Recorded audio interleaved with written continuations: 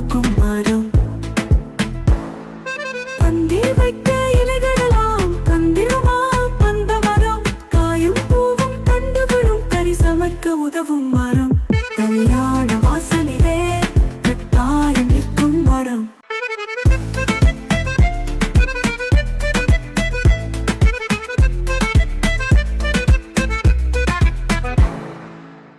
வாழைமரம் வாழைமரம் வழவழப்பாய் இருக்கும் மரம். சீப்புச்சிப்பாய் வாழைப்பழம் தின்ன தின்ன கொடுக்கும் மரம். பந்தில் வைக்க இலைகளெல்லாம் தந்திரமாம் அந்த மரம். காயும் பூவும் தண்டுகளும் கறி சமைக்க உதவும் மரம். கல்யாண வாசலிலே